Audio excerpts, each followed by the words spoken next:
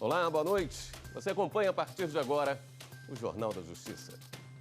O presidente do Supremo Tribunal Federal, ministro Dias Toffoli, enviou ao Congresso Nacional uma proposta de alteração no Código Penal.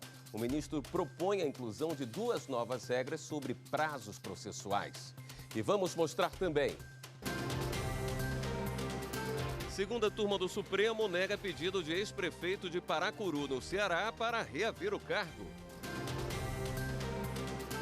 Superior Tribunal de Justiça atende pedido da defesa do ex-presidente Lula e suspende julgamento de ação referente ao sítio de Atibaia. Cresce o número de ações de passageiros contra empresas aéreas. Só em 2018 foram 64 mil novos processos. E ainda, a Justiça do Distrito Federal determina que a operadora de plano de saúde reembolse uma paciente atendida fora da rede credenciada.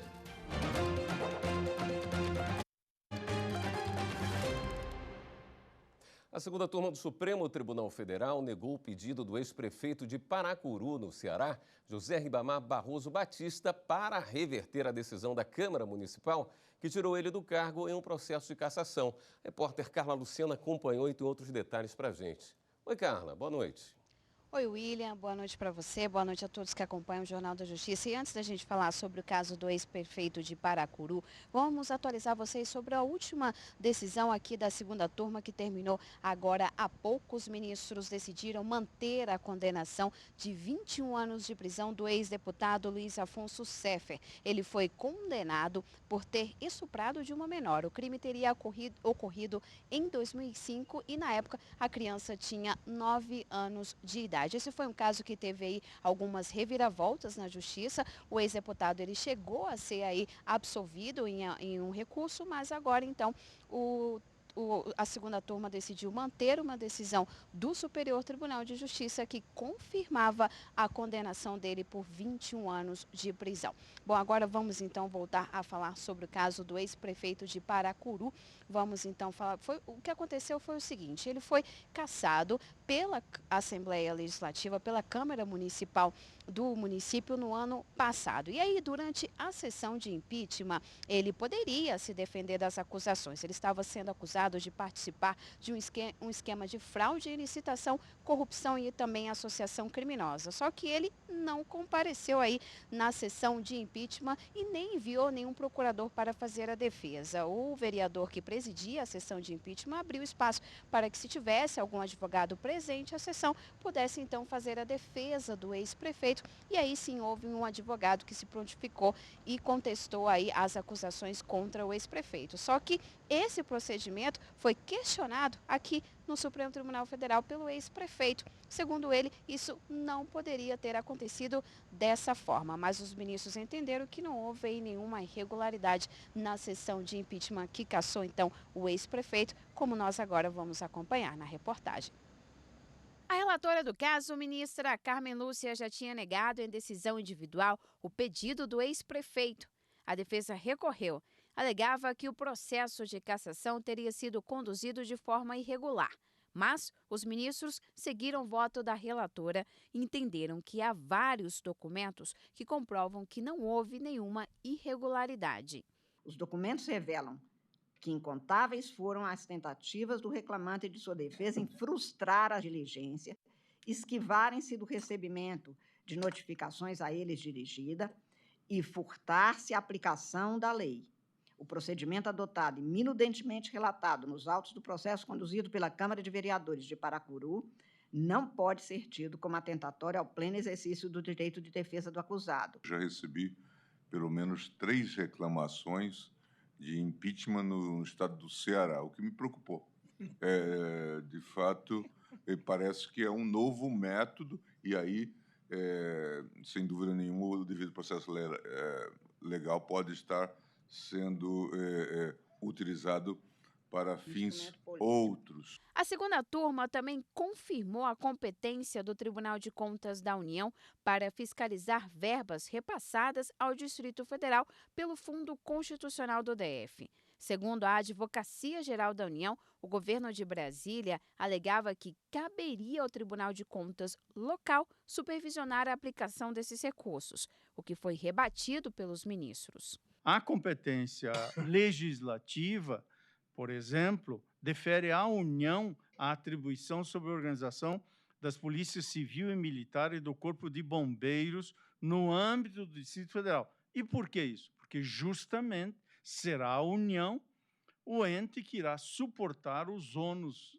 daí decorrentes e que serão arcados pelo Tesouro Nacional. Inescapável, a meu ver, no caso, a competência do Tribunal de Contas da União para exercer a fiscalização destas verbas federais que, por meio do fundo de que se trata, que é o Fundo Constitucional do Distrito Federal, são repassados a este ente da Federação Brasileira. Os ministros ainda decidiram aceitar o pedido de extradição de Marc Antony Fisicaro. Ele é acusado pela Justiça norte-americana de tráfico internacional de drogas por ter importado de Londres comprimidos de êxtase para os Estados Unidos. Antony está preso preventivamente no Brasil desde abril e deve permanecer detido até ser extraditado. A decisão da turma foi unânime. E o ministro Edson Fachin, do Supremo Tribunal Federal, arquivou hoje o pedido de impeachment contra o ministro do Meio Ambiente, Ricardo Salles. Em agosto deste ano, a Rede Sustentabilidade protocolou a petição acusando o ministro de crime de responsabilidade. Na decisão, o ministro Edson Fachin afirmou que cabe ao Ministério Público propor esse tipo de denúncia, e não particulares. O partido disse que vai recorrer. O Superior Tribunal de Justiça suspendeu o julgamento marcado para amanhã, que poderia anular a condenação do ex-presidente Lula na Lava Jato. Nesta quarta, o Tribunal Regional Federal da 4ª Região, em Porto Alegre, iria analisar se o processo do sítio de Atibaia voltaria para a primeira instância. O recurso que seria julgado argumenta que Lula, na condição de delatado, teria direito de apresentar as alegações finais só depois dos réus delatores no processo, considerando o entendimento definitivo pelo Supremo no início de outubro. A decisão liminar é do ministro do Superior Tribunal de Justiça, Leopoldo de Arruda Raposo, que atendeu o pedido feito pela própria defesa do ex-presidente. Para os advogados de Lula, a análise da questão de ordem não poderia ser feita antes que outros recursos já apresentados no Tribunal Regional da 4ª Região fossem julgados. Atendendo ao pedido da Procuradoria-Geral da República, o Supremo Tribunal Federal liberou ao Ministério Público Federal o acesso às informações que constam no processo que trata dos ataques e notícias falsas contra a Suprema Corte. Na última sexta-feira, o Procurador-Geral da República, Augusto Aras, defendeu a atuação do Ministério Público Federal no inquérito. E o presidente do Supremo Tribunal Federal, ministro Dias Toffoli, enviou propostas aos presidentes da Câmara, Rodrigo Maia, e do Senado, Davi Alcolumbre, para impedir a prescrição de crimes até o fim do julgamento de recursos nos tribunais superiores. O texto prevê uma mudança no Código Penal. O prazo máximo para que um crime seja punido ficaria suspenso até que todos os recursos no Poder Judiciário se esgotassem. O documento pede o acréscimo de 2 regras. A primeira, que a prescrição seja suspensa enquanto houver análise pelo Superior Tribunal de Justiça e pelo Supremo Tribunal Federal. E a segunda, que o prazo já pare de contar a partir do momento em que o réu entrar com o recurso. Ainda não há prazo para que o tema seja analisado pelo Congresso Nacional. A Advocacia Geral da União montou uma força-tarefa para evitar que o Enem, o Exame Nacional do Ensino Médio, sofra qualquer impedimento judicial. Repórter Márcio Freire tem os detalhes para a gente. Márcio, boa noite. Boa noite, William. Boa noite a todos. Uma equipe de 130 procuradores federais começaram a atuar em regime de plantão nos tribunais do país desde a última sexta-feira. A iniciativa é inédita e tem como objetivo deixar os estudantes mais tranquilos. Ou seja, para mostrar que o Enem é respaldado com a atuação da Advocacia Geral da União. Só lembrando que mais de 5 milhões de estudantes vão fazer as provas do Enem nos dias 3 e 10 de novembro em mais de 10 mil locais de aplicação, William. Eu volto com você. Obrigado, Márcio. E você pode participar do Jornal da Justiça. Mande sua sugestão de reportagem para o nosso WhatsApp. Anote aí o número 61992606116. E a seguir, médium João de Deus é denunciado pela 10ª vez. Os detalhes você vê em instantes. Justiça para mim é dar direito de defesa quando for condenado, quando for acusado, coisas assim.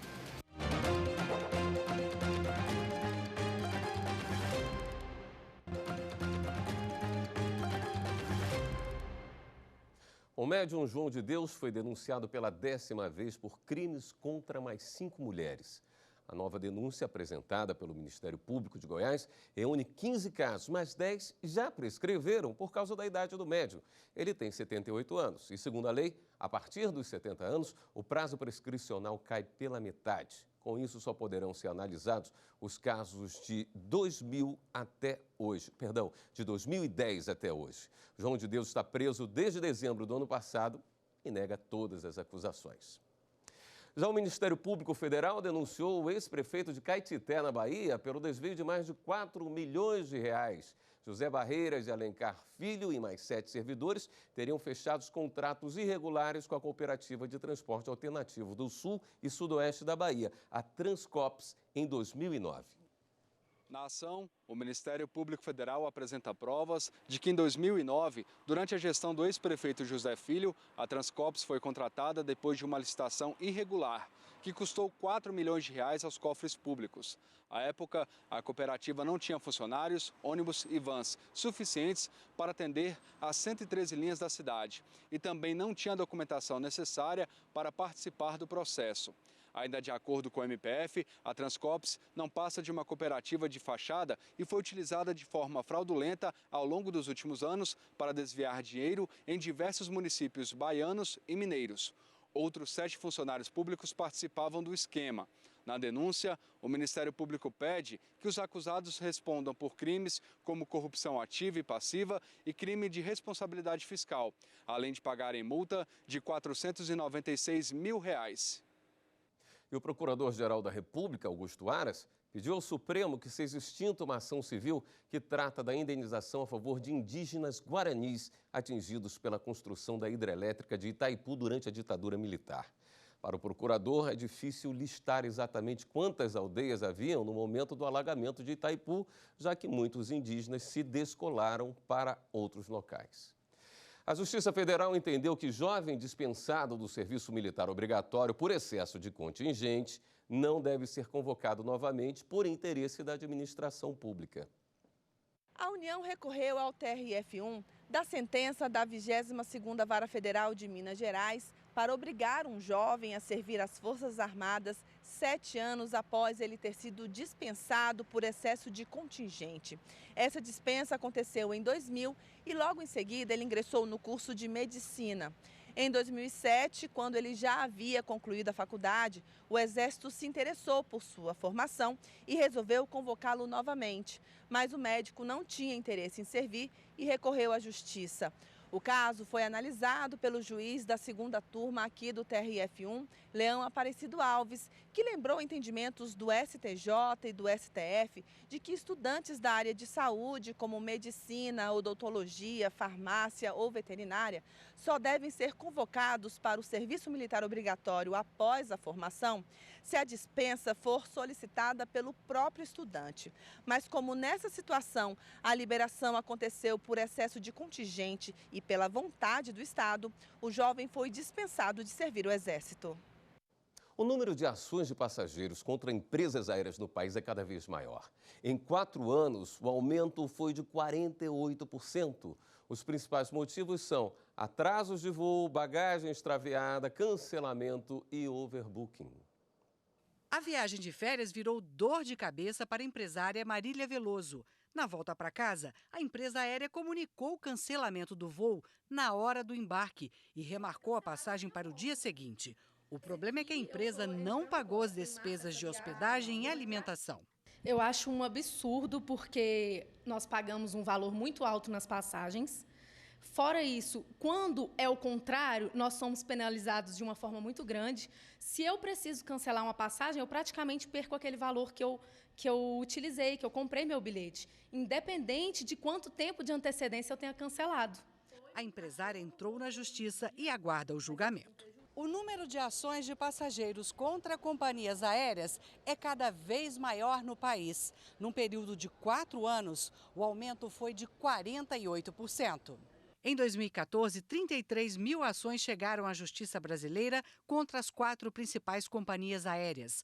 No ano seguinte, o número subiu para 37 mil. Em 2016, passou para 39 mil. Em 2017, 42 e em 2018 saltou para 64 mil.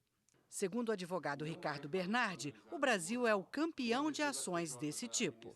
O que tem levado a esse alto índice de judicialização? Eu diria que existem dois aspectos. O primeiro, o Brasil não aplica, não honra os tratados internacionais que dizem respeito à responsabilidade civil do transportador aéreo, especificamente a Convenção de Montreal, e um outro artigo que proíbe o dano moral ou dano geral punitivo, assim, aquele como desincentivo à prática do ato, que vem do direito da common law, né, o punitive damages. E os países no mundo adotaram esse posicionamento para dar segurança jurídica, da previsibilidade em relação às indenizações que se pagam em situações de bagagem, em situações envolvendo o atraso de voo. No próximo bloco, operadora de plano de saúde vai indenizar paciente que foi atendido em um hospital fora da rede credenciada. É daqui a pouco. Voltamos já. A justiça para mim é igualdade, porque se uma pessoa está sendo tratada diferente de outra, é injusto.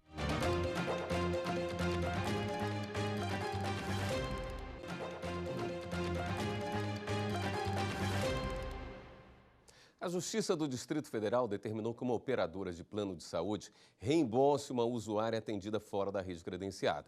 O plano negou cobrir uma cirurgia de emergência feita em um hospital particular em Minas Gerais. Moradora de Brasília, em janeiro de 2015, Marluce viajava para Patos de Minas quando passou mal e precisou fazer uma cirurgia de emergência em um hospital particular da cidade. O lugar que eu estava não tinha convênio, não tinha cobertura, né, do plano, convênio, e fui para o pronto-socorro e lá eu tive que fazer uma cirurgia imediatamente, né, para salvar minha vida, porque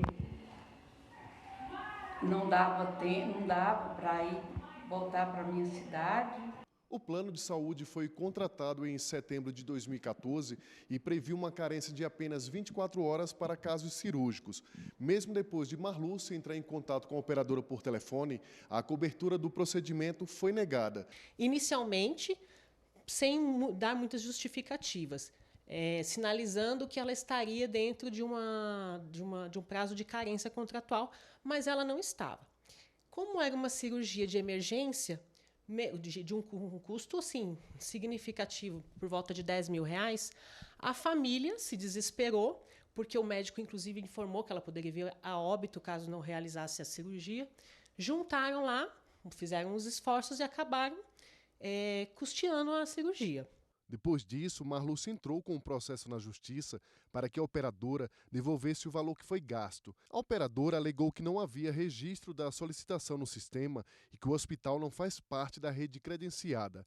Para o relator da 4ª Turma Civil do Tribunal de Justiça do Distrito Federal, ficou evidente a negativa do plano e que o caso não exigia carência. A Visiomed foi condenada a reembolsar os custos do procedimento em quase R$9 mil. O Superior Tribunal de Justiça entendeu que intimação do terceiro garantidor é suficiente para validar penhora de imóvel hipotecado. Os ministros da 3ª Turma do Superior Tribunal de Justiça reformaram o acórdão do Tribunal de Justiça de Santa Catarina e entenderam que nas ações de execução com garantia hipotecária, a intimação dos terceiros garantidores é suficiente para validar a penhora sobre o bem, não havendo necessidade de que sejam citados para compor o polo passivo do processo. Na ação, o juiz de primeira instância considerou desnecessária a citação dos terceiros garantidores, o sócio e a esposa dele, para integrar o polo passivo da execução, por entender que bastaria a intimação quanto à penhora do imóvel dado em garantia. A decisão foi reformada pela Justiça catarinense, que entendeu ser imprescindível a citação, porque não poderia ser admitido que a execução fosse dirigida a uma pessoa, o devedor principal, e os bens de terceiro fossem apreendidos para pagar a dívida. Aqui no STJ, a ministra Nancy Andrighi, relatora do recurso, apontou que, para além dos sujeitos passivos da execução, admite-se uma legitimidade passiva extraordinária que recai sobre aquele que, apesar de não ter contraído dívida, expõe o patrimônio à satisfação do crédito. Segundo a relatora, a intimação do terceiro garantidor acerca da penhora é necessária para lhe dar oportunidade de impugnação e oposição de embargos. A Polícia Federal, em conjunto com o Ministério Público Federal, cumpriu mandados de busca e apreensão em 5 cidades de São Paulo em mais uma etapa da Operação Lava Jato.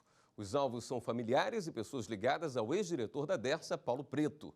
As investigações apontam para a prática de crime de lavagem de dinheiro cometido por ele com a participação de parentes e prestadores de serviços. É hora de dar um giro na rede para saber as últimas notícias.